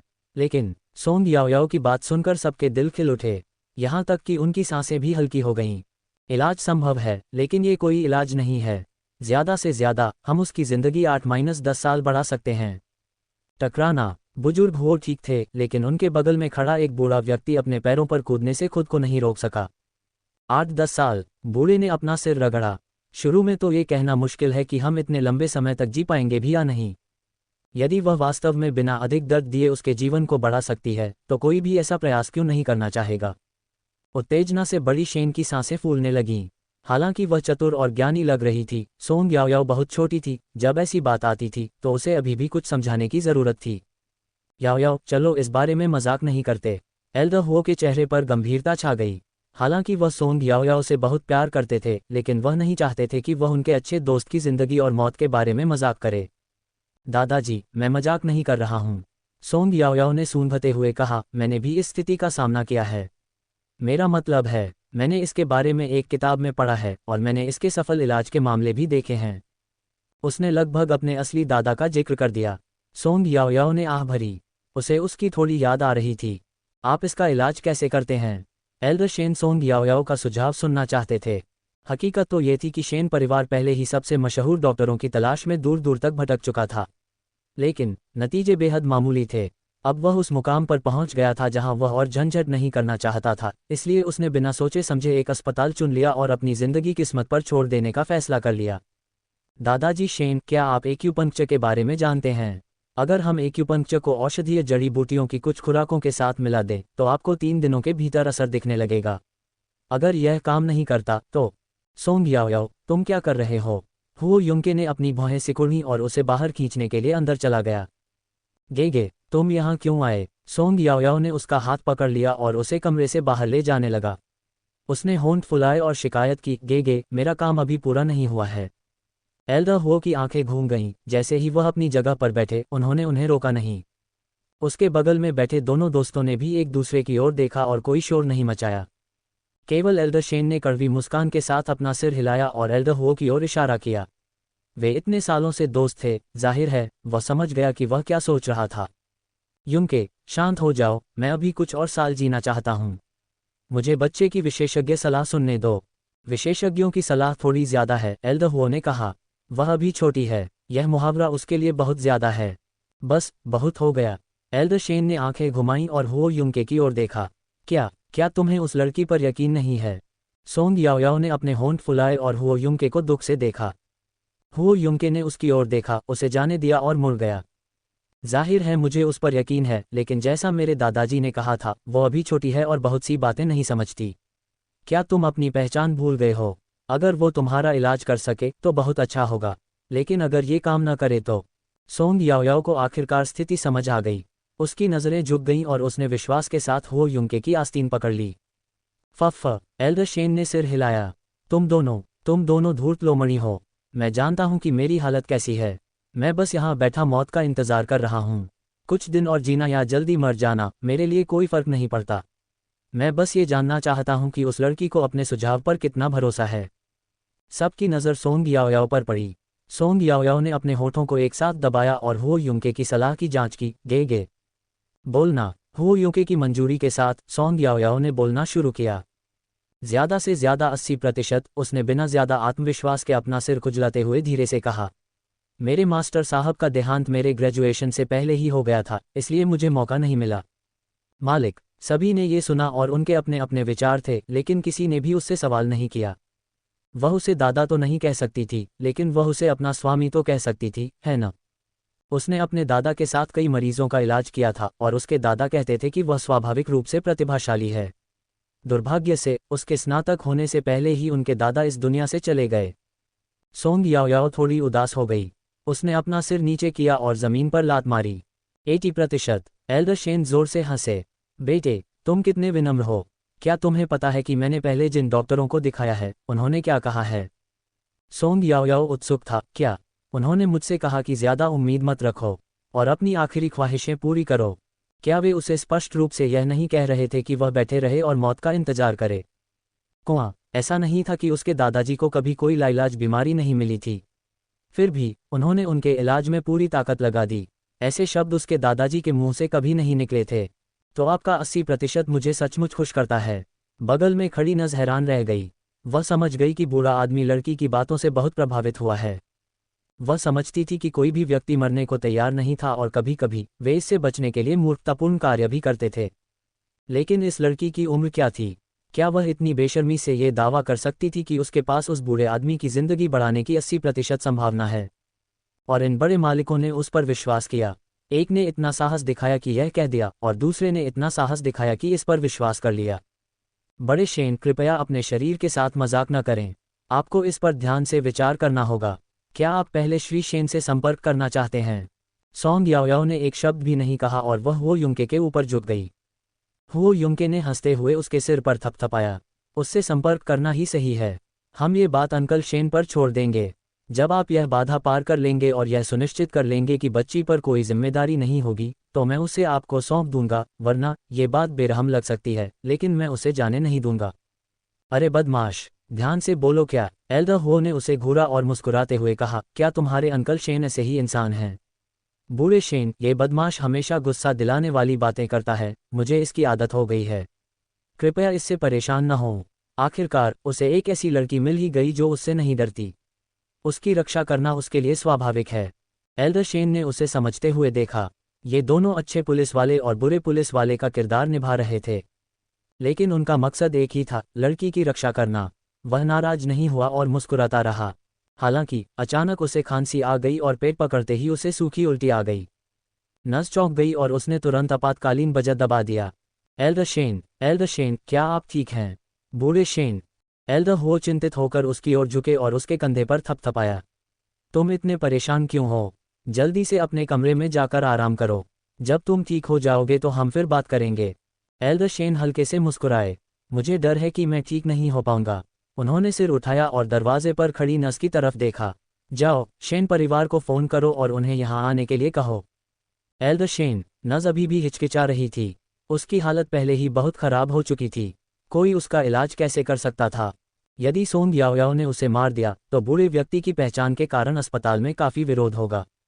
क्या अब तुम मेरे आदेश नहीं मान रहे? एल्डर शेन ने अपने होठों के कोने से थोड़ा खून पोंछा। उनकी आंखें चील की तरह तेज थीं।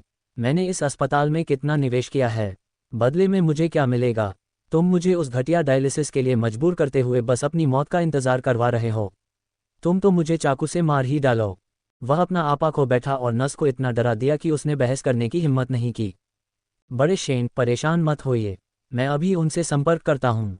नर्सों और डॉक्टरों का एक समूह दौड़कर आया और एल्डर शेन को ले गया। शेष बूढ़े लोग भी चले गए। दरवाज़ा बंद होने के बाद केवल एल्डर हुओ युंके और सोंग याओयाओ ही बचे थे। किसी कारण से माहौल थोड़ा अजीब था। सोंग याओयाओ ने अपनी गर्दन पीछे कर ली। गाना याओयाओ, हाँ, गे। सोंग याओयाओ सहज ही अपने हाथों को पीठ के पीछे करके सीधी खड़ी हो गई, क्योंकि उसकी आंखों में अपराध बोध दिखाई दे रहा था। हुओ युंके ने उसकी ओर इशारा किया। आखिरकार वह बिना कुछ कहे मुड़ा और चला गया। अरे गे, तुम कहाँ जा रहे हो? उसने एल्डर हुओ की ओर देखा। दादाजी, क्या गेगे नाराज हैं? वह ऐसा कैसे हो सकता है? एल्डर हुओ खुशी से मुस्कुराए। तुम बहुत प्यारे हो, तुम पर गुस्सा कौन बर्दाश्त कर सकता है? वह भले ही ठंडा दिखता हो, लेकिन असल में वह तुम्हारी बहुत परवाह करता है। वास्तव में, सोंग याओयाओ तुरंत खुश हो गई। गेगे ने हमेशा मेरा ख्याल रखा है, अब से उसे डांटना मत। वह एक अच्छा इंसान है, और वह मुझ पर खास तौर पर प्यार करता है। उसके गर्व भरे भाव को देखकर एल्डर हुओ अपनी हंसी रोक नहीं सके। उसने हाथ हिलाया। तुम जवान लोग अपने मामले खुद सुलझा सकते हो, मैं बूढ़ा हो रहा हूँ, मैं इससे जूझना नहीं चाहता। उसने आह भरी। तुम्हें जाना चाहिए, मैं थोड़ी देर और यहीं बैठना चाहता हूँ। अब समय आ गया है कि तुम उसे ढूंढो। तुम बूढ़े नहीं हो, मैं शर्त लगाता हूँ कि तुम 100 साल तक जी सकते हो। उसने जीभ बाहर निकाली और जल्दी से बाहर भागी। मैं गेगे को दिलासा देने जा रही हूँ, फिर मिलते हैं। आराम। एल्डर हुओ हंसने लगे जब वह महाजोंग टेबल पर बैठे और अस्तव्यस्त टाइलों को एक साथ रखना शुरू किया। हुओ युंके के व्यक्तित्व के कारण एल्डर हुओ को कई बार चिंता हुई थी कि वह बूढ़ा और अकेला हो जाएगा। अब उसे चिंता करने की कोई जरूरत नहीं थी। दरअसल उन्हें लगा कि उनका बेटा बहुत भाग्यशाली है कि उसे अपनी उम्र में कोई ऐसी लड़की मिली जो उसे अपना पूरा स्नेह देने को तैयार थी। एक ऐसी लड़की जो उसकी रक्षा करने और उसकी भावनाओं का ख्याल रखने को तैयार थी। हालांकि सुरक्षा के कई रूप थे। एल्डर हुओ ने हुओ युंके से उसके प्रेम जीवन के बारे में कभी नहीं पूछा था। जब से उसने हुओ परिवार को उसके हवाले किया, तब से ये सब उसका काम नहीं रहा। उसे इस बात की परवाह नहीं थी कि उसका अंत किसके साथ होगा, लड़का हो या लड़की, गरीब हो या उसके बराबर का, वह जो चाहे कर सकता था। लेकिन एल्डर हुओ की नज़र में अगर वह उस लड़की की रक्षा नहीं कर सकता जिसे वह पसंद करता है, तो उसे कचरा माना जाएगा। सोंग याओयाओ दौड़कर आराम करने वाली जगह पर पहुंची। हुओ युंग के सोफे पर उसकी तरफ पीट करके बैठा था। वह सावधानी से चुपके से उसके पास गई और अपने हाथ आगे बढ़ा दिए। अंदाज लगाओ कौन? इससे पहले कि वह बोलना समाप्त करती, किसी ने उसकी कलाई खींची और उसकी दुनिया उलट गई, जब तक कि वह खड़ी से बैठ नहीं गई। लेकिन वह किस पर बैठी थी? सोंग याओयाओ शर्मा गई और उसकी आंखें सितारों की तरह चमक उठीं। गे। हुओ युंग के शांति से पीछे झुका और अपनी भौहें ऊपर उठाईं। क्या तुम कुछ बुरा करने की कोशिश कर रहे हो? नहीं, सोंग याओयाओ हकलाते हुए बोली। उसका कुछ भी बुरा करने का कोई इरादा नहीं था, लेकिन उसे अपराध बोध क्यों हुआ? मैं तो बस तुम्हारे साथ मजाक करना चाहती थी। ये सही है, यही था। सोंग याओयाओ ने अपनी पीठ सीधी की और दोषी महसूस न करने की पूरी कोशिश की।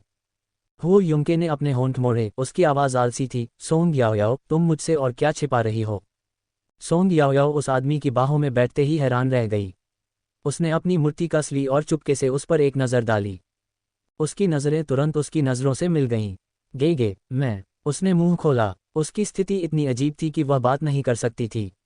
उसे भी कभी कभी ऐसा लगता था जैसे वह कोई सपना देख रही हो। देहांतरण। इस पर चर्चा करने के लिए यह उचित स्थान नहीं था। अगर आप नहीं चाहते तो आपको मुझे बताने की ज़रूरत नहीं है। सोंग याओयाओ रुकी। गे, क्या तुम परेशान हो? उसने उसकी आस्तीन पकड़ी और उसे धीरे से हिलाया। उसकी आवाज़ थोड़ी हिचकिचाहट भरी थी। हुओ युंके ने अपना सिर हिलाया। उसने अपना हाथ घुमाया और उसका हाथ अपने हाथ में ले लिया। मुझे क्यों होना चाहिए? हालांकि सोंग याओयाओ ने इन शब्दों को संसाधित नहीं किया। एक क्षण के लिए उसका दिमाग खाली हो गया, फिर वह फट पड़ा। आह, गेगे ने मेरा हाथ पकड़ लिया। इसका क्या मतलब है? क्या वो आखिरकार मुझसे प्रभावित हो गया है? क्या वह मेरा बॉयफ्रेंड बनने वाला है? सोंग याओयाओ का मन भटक गया और उसका चेहरा लाल हो गया। हुओ युंके ने अपनी उंगली मोड़ी और उसके माथे पर हाथ फेरा। आओ। सोंग याओयाओ ने अपना सिर पकड़ा और अचानक अपनी हैरानी से बाहर आए। गे, वो किस लिए था? उसने शिकायत की। तुम क्या सोच रहे हो? हुओ युंके ने अपनी भौहें उठाईं। जब तक उसने यह नहीं पूछा तब तक वह ठीक थी, लेकिन जैसे ही उसने पूछा उसका चेहरा और भी गर्म हो गया। मैं सोच रही थी कि मैं कब गेजे की गर्लफ्रेंड बन पाऊंगी। उसकी आंखें नम थीं। इससे पहले कि उसे एहसास होता कि वह क्या कह रही है, उसने अवचेतन रूप से जवाब दे दिया था। दोस्त। हाँ। सोंग याओयाओ दंग रह गया। मैं। क्या बकवास है? गेगे को कैसे पता चला कि वह क्या सोच रही थी? क्या वह इतनी मदहोशी में थी कि उसने अपने मन की बात जोर से कह दी? आह नहीं! सोंग याओयाओ अपना दिमाग खो बैठी। उसने अपना सिर हो युंके की छाती में दबा लिया और मरने का नाटक करने लगी। उसकी गर्दन के पीछे एक दबाव सा महसूस हुआ और सोंग याओयाओ कांप उठी। उसने अपने कंधे पीछे सिकोड़ लिए। उसके कान के पास उस आदमी की कर्कश और धीमी आवाज़ सुनाई दी। उसका स्वर स्थिर और शांत था, फिर भी दिल को छू गया। सोंग याओयाओ, क्या तुम मेरी प्रेमिका बनने के बारे में सोच रही हो? वह शांत था, सोंग याओयाओ के विपरीत, जो सिर से पैर तक लाल थी और इतनी गर्म थी कि उसे ऐसा लग रहा था कि वह हवा में उड़ जाएगी। नहीं, हुओ युंके की बाहों में खुद को समेटते हुए वह गुनगुना रही थी और बेवजह अपनी भावनाओं को नकारने की कोशिश कर रही थी। लेकिन जवाब देने के बाद उसे अपनी कही बात पर पछतावा हुआ। नहीं, ये तो बहुत अच्छा मौका था। वह इसे कैसे छोड़ सकती थी? उसने अचानक साहस जुटाया और कहा, नहीं, वास्तव में, हाँ। हम आपके पास है। हुओ युंके ने इत्मीनान से अपना सिर नीचे किया। वह अच्छे मूड में था। वह आदमी पहले ही एक मीटिंग से आया था और उसने कॉलर वाली कमीज और पतलून पहन रखी थी। काली कमीज उसकी कोहनियों तक खींची हुई थी और उसकी कलाई पर प्रार्थना की माला की जगह एक घड़ी थी जो मुश्किल से ही उसके बगल से हट रही थी। इस बीच लड़की गुलाबी रंग के कपड़े पहने हुए थी। उसने एक रोएदार कोट और एक छोटी स्कर्ट पहनी हुई थी और उसके काले काले बाल उसकी पीठ पर लटक रहे थे और वह आज्ञाकारी भाव से उसकी बाहों में लिपटी हुई थी। बाहर से देखने पर वे दो बिल्कुल अलग इंसान लग रहे थे। अगर ये पहले की बात होती तो हो युंके को कभी उम्मीद नहीं होती कि उसे किसी लड़की में इतनी दिलचस्पी होगी। नहीं, सटीक रूप से कहें तो उन्होंने कभी भी अपनी जीवन योजना में किसी महिला को शामिल करने के बारे में नहीं सोचा था। फिर भी मौजूदा स्थिति बहुत अजीब थी। ये दोनों अजीब तरह से एक दूसरे के अनुकूल थे। ठीक है, सोंग याओयाओ ने आंखें बंद कर लीं और दृढ़ता से सिर हिलाया। उसकी कोमल आवाज में हल्की कांपहट के साथ कहा, तो गेगे, क्या तुमने कोई गर्लफ्रेंड बनाने के बारे में सोचा है? हम आदमी ने खुशी से अपनी आंखें नीची कर लीं। मैंने इस पर विचार किया है। तब सोंग याओयाओ की आंखें चमक उठीं और उसने उसकी आस्तीन पकड़ ली। उसकी आवाज़ मच्छर की भिनभिनाहट जैसी थी। तो फिर गेगे, तुम मेरे बारे में क्यों नहीं सोचते? उसके गाल लाल हो गए थे जब वह उत्सुकता से उसकी ओर देख रही थी। उसकी चतुर आंखें तारों से भरे आकाश की तरह थीं जो उसकी निगाहों में प्रतिबिंबित हो रही थीं। हुओ युंके ने अपने होंठ खोले। जैसे ही वह कुछ कहने वाला था, मिस सोंग, एल्डशेन आपसे मिलना चाहते हैं। उस आदमी ने उसकी कमर पकड़ी, उसे गोद से उठाया और उसके सिर पर थपथपाया, आगे बढ़ो। लेकिन सोंग याओयाओ ने अपने होंठ फुलाए और नस को गुस्से से घूरा। देखभाल करना। वह क्रोध में अपने पैर पटकने लगी।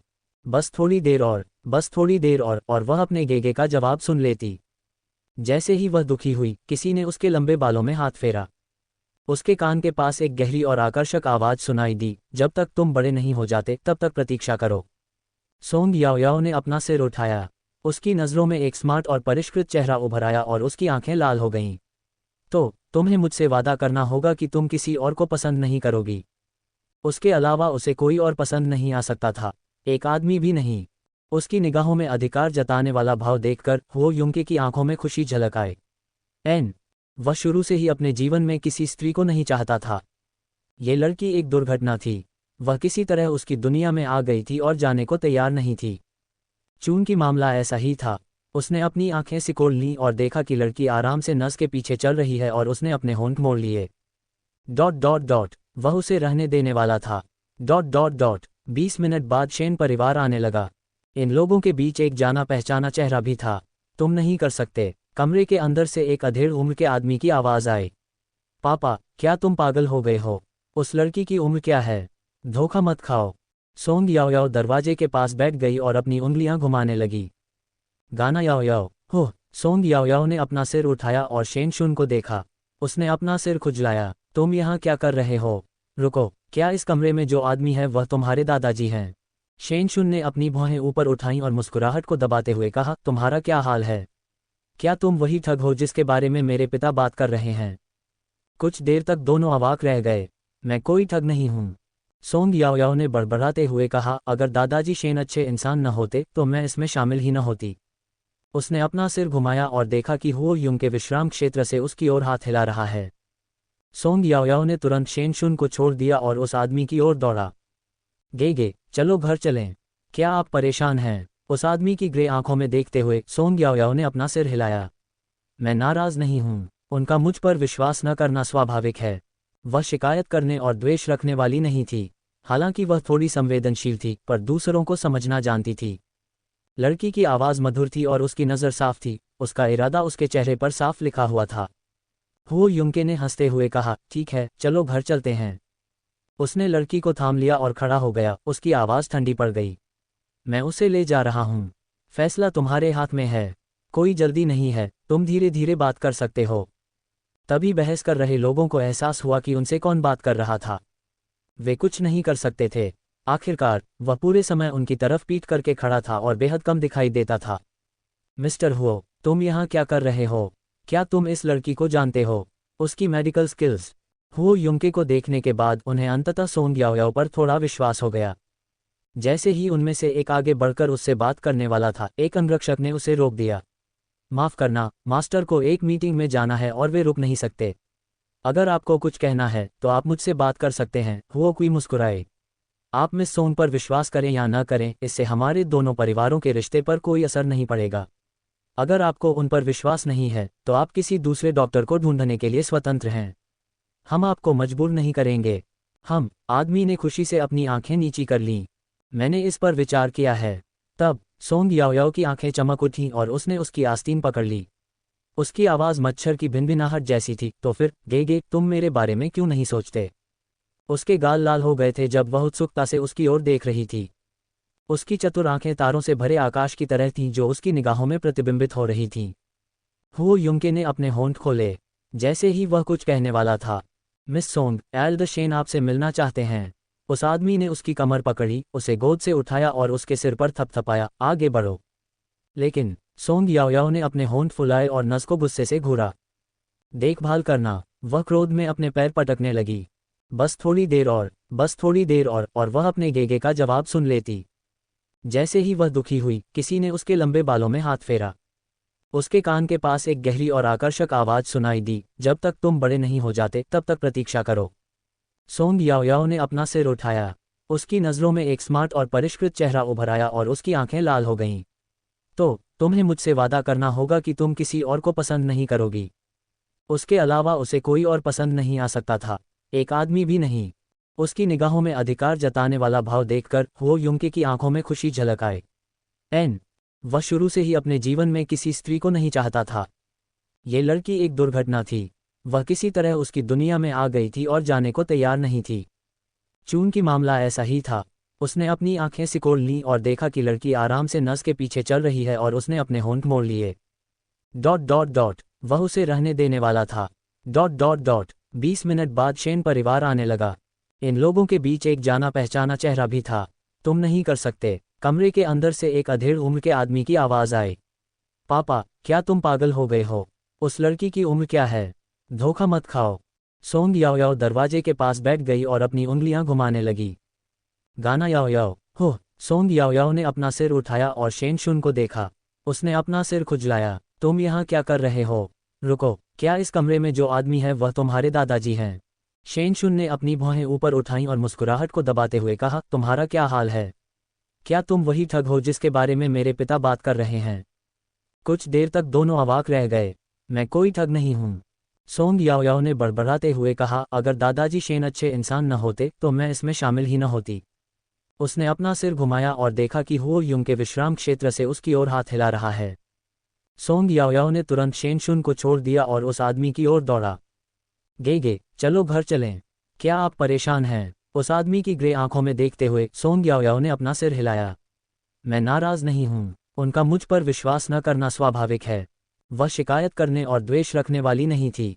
हालांकि वह थोड़ी संवेदनशील थी, पर दूसरों को समझना जानती थी। लड़की की आवाज़ मधुर थी और उसकी नज़र साफ थी, उसका इरादा उसके चेहरे पर साफ लिखा हुआ था। हुओ युंके ने हंसते हुए कहा, ठीक है, चलो घर चलते हैं। उसने लड़की को थाम लिया और खड़ा हो गया, उसकी आवाज़ ठंडी पड़ गई। मैं उसे ले जा रहा हूँ। फैसला तुम्हारे हाथ में है। कोई जल्दी नहीं है, तुम धीरे धीरे बात कर सकते हो। तभी बहस कर रहे लोगों को एहसास हुआ कि उनसे कौन बात कर रहा था। वे कुछ नहीं कर सकते थे। आखिरकार वह पूरे समय उनकी तरफ पीठ करके खड़ा था और बेहद कम दिखाई देता था। मिस्टर हुओ, तुम यहाँ क्या कर रहे हो? क्या तुम इस लड़की को जानते हो? उसकी मेडिकल स्किल्स? हुओ युंके को देखने के बाद उन्हें अंततः सोंग याओयाओ पर थोड़ा विश्वास हो गया। जैसे ही उनमें से एक आगे बढ़कर उससे बात करने वाला था, एक अंगरक्षक ने उसे रोक दिया। माफ़ करना, मास्टर को एक मीटिंग में जाना है और वे रुक नहीं सकते। अगर आपको कुछ कहना है तो आप मुझसे बात कर सकते हैं। हुओ कुई मुस्कुराए। आप मिस सोंग पर विश्वास करें या न करें, इससे हमारे दोनों परिवारों के रिश्ते पर कोई असर नहीं पड़ेगा। अगर आपको उन पर विश्वास नहीं है तो आप किसी दूसरे डॉक्टर को ढूंढने के लिए स्वतंत्र हैं। हम आपको मजबूर नहीं करेंगे। किसी भी तरह से ऐसा नहीं था कि वे जीवित रहने के लिए संघर्ष कर रहे थे। हुओ कुई ने अतीत में रहस्यमयी मिस सॉन को देखा था। यह शेन होंगयांग हुओ कुई की बात सुनकर अवाक रह गया। उसने अपने हाथ रगड़े और अजीब तरह से उससे पूछा, भाई, लेकिन ऐसा नहीं है। मिस्टर हुओ, और इस लड़की के रिश्ते को तो देखो, ये सामान्य नहीं लग रहा। क्या वह सचमुच बूढ़े की बीमारी का इलाज कर सकती है? वह जानता था कि दुनिया में प्रतिभाशाली लोग होते हैं, लेकिन चून की सोंग याओयाओ बहुत छोटी थी, इसलिए शेन होंगयांग स्वाभाविक रूप से उस पर विश्वास नहीं करता था। हालांकि अब जब उसे पता चला कि वह किसी तरह हो युंके से संबंधित है तो उसे उस पर थोड़ा विश्वास होने लगा। आखिर हो युंके ने कब किसी बेकार व्यक्ति को अपने साथ रखा था? हुओ कुई ने विनम्रता से मुस्कुराते हुए कहा, मानो या न मानो, ये तुम पर निर्भर है। हमारी मिस सॉन्ग जवान है, इसलिए लोगों को उन पर विश्वास दिलाना मुश्किल है। तुम इस बारे में धीरे धीरे बात कर सकते हो। कोई जल्दी नहीं है। मुझे गुरु की रक्षा करनी है, इसलिए मैं पहले निकल जाऊंगी। अलविदा। उसने थोड़ा सिर हिलाया, मुड़ा और अन्य अंगरक्षकों के साथ शांत भाव से चला गया। उस आदमी के प्रश्न का कोई वास्तविक उत्तर नहीं दिया गया। कोई जल्दी नहीं, मानो शेन होंगयांग इंतजार कर सकते थे, लेकिन एल्डर शेन नहीं कर सकते थे। जब शेन होंगयांग ने डॉक्टरों को व्यस्तता से आते जाते देखा तो उसने हताश होकर अपने बाल पकड़ लिए। शेन जुन ने उस दिशा में बहुत देर तक देखा जिस ओर सोंग याओयाओ गया था। फिर उसने कहा, पिताजी, क्यों न हम इसे आजमा कर देखें? कोशिश करो। हम तुम्हारे दादाजी की बात कर रहे हैं। वे कोई विज्ञान प्रयोगशाला में इस्तेमाल होने वाला मेढक या खरगोश नहीं थे। शेन होंगयांग ने अपना सिर घुमाया और तुरंत शेन शुन के चेहरे पर चोट के निशान देखे। उसने निराशा से दांत पीस लिए। अरे बदमाश, क्या तुमने स्कूल में फिर से झगड़ा किया? सोंग याओयाओ मेरा सहपाठी है। तुमने क्या कहा? शेन शुन ने सीधे शेन होंगयांग की आंखों में देखा। मैं कह रही हूं कि तुम उस पर यकीन करने का मौका ले सकते हो। सोंग याओयाओ ने उसे पहले भी कई बार चौंकाया था। इस बार भी उसे उम्मीद थी कि कोई चमत्कार होगा। यदि वह ऐसा कर सकता तो निश्चित रूप से वह नहीं चाहता कि उसके दादा इस दुनिया को छोड़कर चले जाएं। चाहे रिश्ते हों या परिवार के अंदर की स्थिति, शेन परिवार हुओ परिवार से कम जटिल नहीं था। शेन शुन के कई चाचा थे, इसलिए स्वाभाविक रूप से हर कोई विरासत का एक हिस्सा चाहता था। शेन होंगयांग में नेतृत्व करने की क्षमता थी, लेकिन वह व्यवसाय का विस्तार करने में सक्षम नहीं था, इसलिए यह अच्छा था कि एल्डर शेन अभी भी मौजूद थे। हालांकि वह अस्पताल में थे, फिर भी अधिकांश शक्ति उनके पास ही थी। यदि एल्डर शेन का निधन हो जाता तो ये कहना कठिन था कि शेन होंगयांग प्रमुख पद पर बने रह पाएंगे या नहीं। जब बात इस पर आई तो हुओ युंके से प्रभावित हुए बिना रहना मुश्किल था। इस उम्र में भी शेन होंगयांग को उन्हें मिस्टर हुओ कहकर अभिवादन करना पड़ता था। हुओ परिवार का वंशवृक्ष कहीं ज्यादा जटिल और अव्यवस्थित था, लेकिन यहाँ तक कि उनका एक दृढ़ नियम था कि केवल सबसे बड़ा बेटा ही व्यवसाय का उत्तराधिकारी हो सकता है। और ऐतिहासिक रूप से परिवार का मुखिया हमेशा से ही बहुत योग्य रहा था।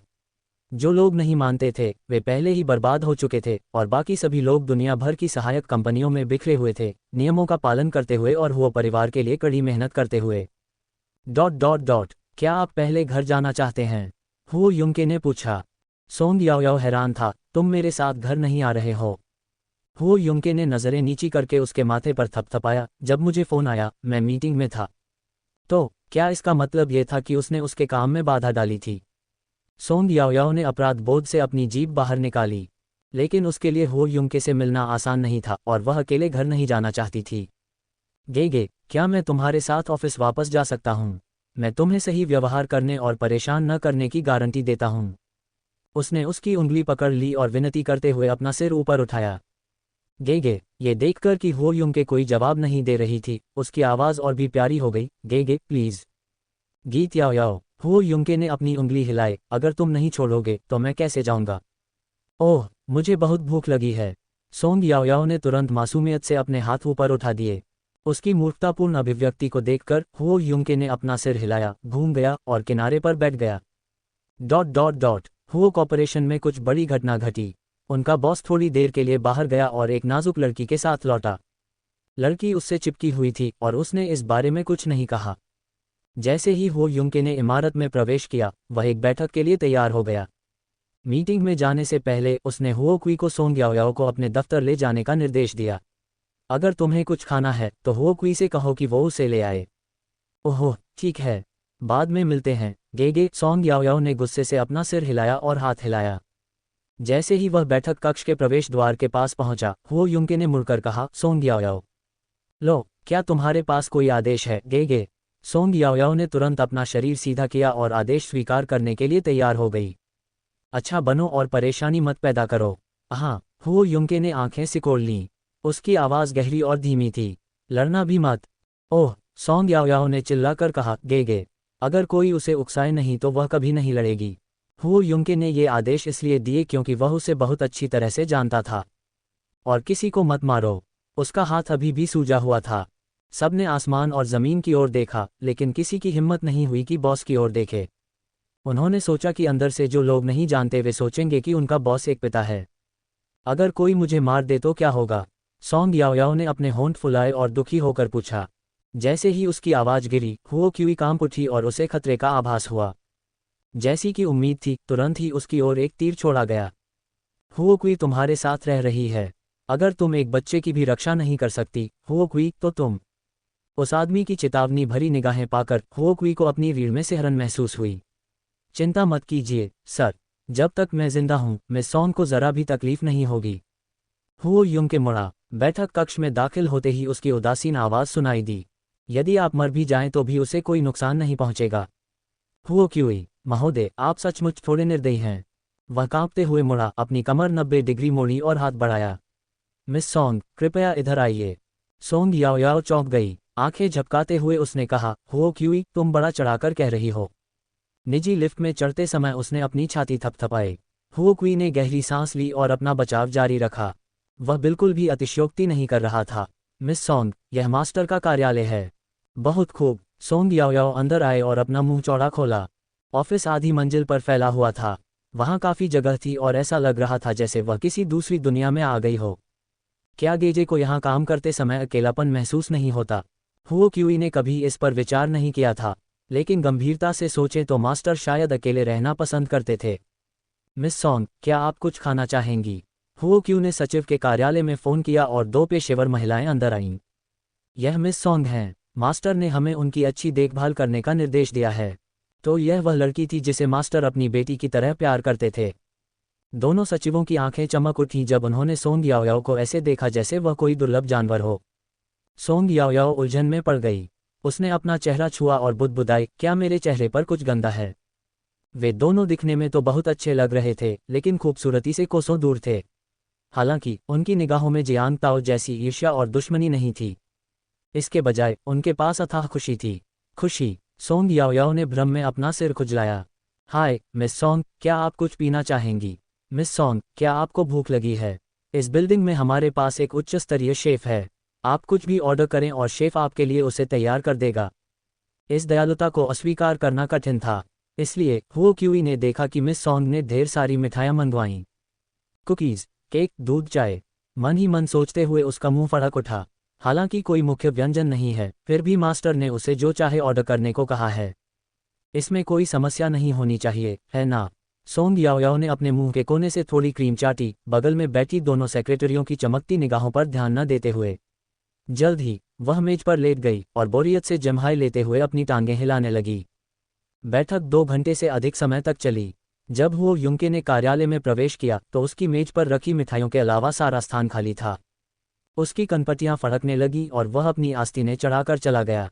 वह कहाँ है? सर, मिस सोंग को रात का खाना खाने के बाद नींद आ रही है, इसलिए वह आपके विश्राम कक्ष में सो रही हैं, हुओ क्वी ने डरते हुए उत्तर दिया। रात का खाना? हुओ युंके ने ठंडे स्वर में अपनी नज़रें नीची की और मेज़ पर रखी मिठाइयों पर नज़र डाली। फिर वह विश्राम कक्ष की ओर चल पड़ा। हुओ क्वी ने राहत की सांस ली। शुक्र है, उसे दोषी नहीं ठहराया गया। दफ्तर का दरवाज़ा खुला। हलचल सुनकर लड़की ने भौहें सिकुड़ी और रजाई में सिमट गई। कमरे में हीटर तेज चल रहा था, जिससे उसके गाल पके आलू की तरह गुलाबी हो गए थे, जिससे एक टुकड़ा खाने का मन कर रहा था। हुओ युंके ने तापमान समायोजित किया और बिस्तर के किनारे पर बैठ गया। उसने उसके कान के पीछे बाल समेटने के लिए हाथ बढ़ाया। अचानक लड़की ने अपना हाथ बढ़ाया और नींद में ही उसकी उंगली पकड़ ली। कसकर, गाना याओ याओ, उसने उसके फूले हुए गालों पर थपथपाया। ऐसा लग रहा था जैसे हुओ परिवार में आने के बाद उसका वजन कुछ बढ़ गया था। हुओ युंके की भौहें ऊपर उठी, उसकी आंखों में खुशी झलक रही थी। उसने नीचे देखा और चुपचाप लड़की के सोते हुए चेहरे का विश्लेषण किया। उसके होंठ थोड़े से खुले हुए थे, उसकी काली पलकें मुड़ी हुई थीं, और हर सांस के साथ वे थोड़ा कांप रही थीं। जब वह बड़े भूरे बिस्तर पर लेटी थी तो उसका प्यारा और नाजुक चेहरा उसके आसपास के माहौल से मेल नहीं खा रहा था। हुओ युंके ने उसके कॉलर के ऊपर के 2 बटन फाड़ दिए और उसका हाथ खींचने की कोशिश की, लेकिन वह नाकाम रहा। इसके बजाय उसने लड़की को भौहें सिकोड़ने और कराहने पर मजबूर कर दिया। इतना संवेदनशील। हुओ युंके ने अपना सिर हिलाया, कुछ दस्तावेज निकाले और उन्हें देखने लगे। चून की दस्तावेज उबाऊ थे, इसलिए उसका खाली हाथ अवचेतन रूप से लड़की के फूले हुए गालों से खेल रहा था। रोशनी जल गई और रात आ गई। सोंग याओयाओ को सचमुच अच्छी नींद आई। वह उठ बैठी, आंखें मली और अपने आसपास के अजीब से माहौल को देखती रही। गेगे। काफी देर बाद उसे अंततः एहसास हुआ कि वह गेगे की कंपनी में थी। उस समय अगले दरवाजे के कार्यालय में माहौल बेहद उदास था। कंपनी के बड़े अधिकारी सिर झुकाए हुए थे, कुछ भी बोलने से डर रहे थे क्योंकि उन्हें अपने बॉस का दबाव महसूस हो रहा था। आपको ये जानना होगा कि मैं माफी नहीं चाहता, मैं समाधान चाहता हूँ। उसने एक कागज पर दबाव डाला और उसे आगे बढ़ा दिया। फिर उसने अपनी उंगली मोड़कर उस पर दस्तक दी और अपनी धूसर आंखों से सबको देखा। कल सुबह तक मुझे नया प्रस्ताव दे दो या अपना इस्तीफा दे दो। समझ गए? हाँ बॉस। प्रोजेक्ट का नेतृत्व कर रहे व्यक्ति के पसीने छूट गए। उसकी कमर झुक गई थी और वह अपना माथा पोंछने से भी डर रहा था। कार्यालय इतना शांत था कि पिंग गिरने की आवाज भी सुनाई दे रही थी। अचानक एक क्लिक की आवाज हुई और गुलाबी गालों वाला एक सिर दरवाजे के पीछे से बाहर निकला। शायद इसलिए क्योंकि वो अभी अभी उठी थी, उसकी आंखें थोड़ी स्तब्ध और मासूम थीं। उसने होंठ भींचे और ऑफिस में इधर उधर देखा। जब उसे वह जानी पहचानी शक्ल दिखाई दी जिसे वह ढूंढ रही थी, तो उसके होठों पर मुस्कान आ गई। गेगे, गले लगो। लड़की ने प्यारी सी बाहें फैला दीं। तुम जाग रहे हो? हुओ युंके उसके पास गया, उसके नंगे पैरों पर नजर डाली और भौहें सिकोड़ लीं। वह थोड़ा झुका, उसे अपनी बाहों में उठाया और कमरे के सामने की ओर लौट आया। जैसे ही उसने लड़की को अपनी गोद में बिठाया, उसने हल्के से सिर हिलाया। आगे बढ़ो। परिणामस्वरूप निम्नलिखित अजीब दृश्य घटित हुआ। नींद में डूबी लड़की उस आदमी की बाहों में झुक गई और नींद में सिर हिलाते हुए उसकी कमीज पकड़ ली। उस व्यक्ति ने शांतिपूर्वक अपने पास आए दस्तावेजों को खोला, उन्हें सहजता से देखा और वापस कर दिया। सब लोग देख रहे थे कि कैसे वह एक अभिभावक की तरह उस लड़की की रक्षा कर रहा था, उसे प्यार से अपनी बाहों में भर रहा था। उनके मन में लाखों विचार उमड़ रहे थे, लेकिन बाहर से उन्हें सांस लेने की भी हिम्मत नहीं हो रही थी। लड़की को जगाने के डर से बॉस ने उन्हें कोई मौका नहीं दिया और सीधे बाहर भेज दिया। सोंग याओयाओ ने उस आदमी की सुखद खुशबू में सांस ली। वह बर्फ की तरह ठंडी और कुरकुरी थी। उसने उसे पूरी तरह सुरक्षित महसूस कराया। उसने अपनी आंखें बंद कर लीं और अनजाने में ही उसकी बाहों में सो गई। मौसम ठंडा था और फर्श से छत तक की खिड़कियों पर कोहरे की एक परत छाई हुई थी। धीरे धीरे पानी की बूंदें उससे टपक रही थीं। उस आदमी ने अपना कूल्हा थोड़ा सा मोड़ा और उसका तापमान जांचने के लिए उसका पैर पकड़ लिया। जब उसने पुष्टि कर ली कि उसे ठंड नहीं लग रही है, तो वह निश्चिंत हो गया। सोंग याओयाओ को सोते हुए अपने पैर पर कुछ गुदगुदी सी महसूस हुई और वह बेचैनी से हिलने लगी। वह अजीब तरह से पलटी और अपना सिर उस आदमी की गर्दन में गड़ा दिया। उस जानी पहचानी खुशबू में सांस लेते हुए गहरी नींद सो गई। सभी अधीनस्थों को डर के अलावा कोई प्रतिक्रिया नहीं सूझ रही थी। क्या बॉस सचमुच बेटी का ख्याल नहीं रख रहा था? लेकिन जो लोग अपनी बेटी से बहुत प्यार करते हैं, वे भी अधिक से अधिक ये जांचते हैं कि उन्हें ठंड तो नहीं लग रही है। गेगे। सोंग याओयाओ ने जम्हाई ली, अपना पैर पीछे खींचा और बुदबुदाई, ठंडा। बहुत समय नहीं बीता था कि एक लंबे मोटे बिजनेस ट्रेंचकोट ने उसे ढक लिया, जिसने उसे सिर से पैर तक कसकर लपेट लिया। आदमी ने उसकी पीठ थपथपाए और कहा, अच्छा बनो। उसकी आवाज़ धीमी और सौम्यता से भरी थी। बॉस, एक अधीनस्थ ने डरते हुए कहा, ये देखने के लिए कि क्या उसके पास कोई अन्य निर्देश हैं।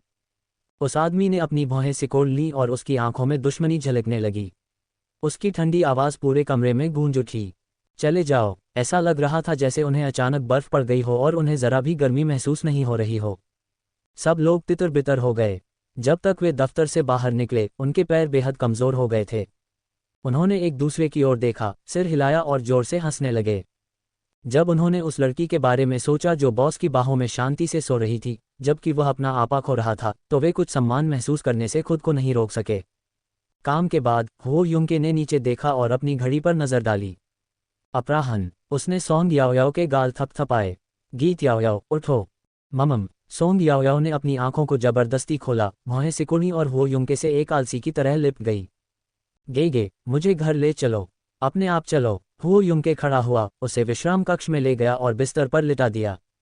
उसकी ओर देखते हुए उसका गला भर आया और वह बोला, सोंग याओयाओ, अपने जूते और मोजे पहन लो। सोंग याओयाओ ने मुंह बनाया और नाक सूंघी। उसका सिर भारी और चक्करदार लग रहा था। जब वह बीमार होती थी तो वह विशेष रूप से चिपचिपी और नाजुक रहती थी। नहीं, हो, उसने अपना सिर तकिए से रगड़ा और अपनी कमर हिलाई। बिस्तर पर ऐसे ही लेटे लेटे वह अनजाने में फिर से सो गई। हुओ युंके ने भौहें चढ़ाईं, सोंग याओयाओ, अगर तुम नहीं उठी तो आज रात तुम यहीं अकेले सो सकती हो। जज, लड़की खर्राटे लेने लगी। गाना याओयाओ। हुओ युंके ने अपना माथा पकड़ा और अपनी भौहों के बीच दबा लिया। उसे समझ नहीं आ रहा था कि हंसे या रोए। कुछ सेकंड तक वहीं खड़े रहने के बाद उसने अंततः हार मान ली। उसे पलटने के लिए उसके पास गया और उसे बेडसाइड टेबल के ऊपर रखे कंबल से ढक दिया।